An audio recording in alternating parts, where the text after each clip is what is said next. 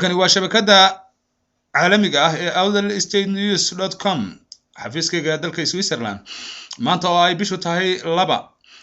bishii koowaad ee 2013 waxaanu leenahay habeen wanaagsan sanad wanaagsan dhammaan akhristayaasha iyo dhageystayaasha shabakada awdalstatenews.com waxa maanta idinku diyaara aniga oo ah Farxaan Aadan Warsame idin soo jeedinaya maansadii Samaroonku Qoombuu ahaa dhageystayaal waatan maansadii Samaroonku Qoombuu ahaa Qaaliyoo Jiraye quwadiya dhaqaalu lahaa tan iyo qaamuuse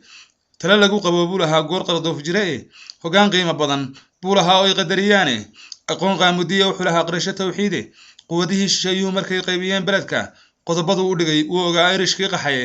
ingiriiskii qoqnaa oo kii qaadan waa helaye iyagna way qireen inaynu nahay qaam culays badane qiimuhu lahaa reetolkay gaaladii qiree qiiqiya dhibaatiya markay qayla daran yeedho quwad ciidan iyo wuxuu lahaa geeshash qaaliyehe qaradani madowmaynan jirin qoomka tamar weyne axmarada wakay quudiyeen hilibka qaydhiine qobka samayda meeshay dhigtaan lagama qaadayne qolqolkooda ay door qayre kuma qisaasayne qoys kama ahayn raganimiyo damaca qayrkoode qorshe ay rag kale soo dhiseen uma khidmaynayne afqaloocdu uma quusinayn qolo yar weeyaane qasrigii ugaas nuurka kale kuma qadaynayne macdanteena shiin uma qufeen mana qariidheene qandaraaslayaal reerka iyo uma qafaaleene qaxootigan Itoobiya ka yimid naguma qooqeene qaxii intay halmaamaan mar kale damacma qaateene qalbiga kuma ay dhacdeen qaado xeebtabe qabka waaridkii leeyahay 10 jir qaataaye qufulada rag kale loo sidiyo qof mafaatiixda waa qaran tolkiye yaan midnimo qaabad laga tuurin halka waxay nagu dhamaaday maansadii Samaroonku Qoombuu ahaa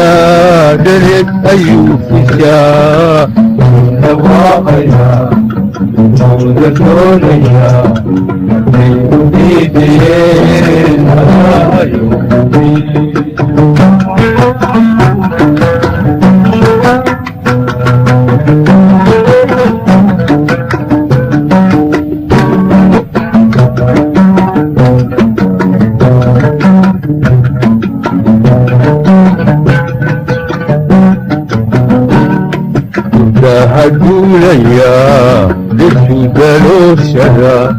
ملكه تكو سيدا كديرنا من دواقيا من دوريا من بيتين الله يومي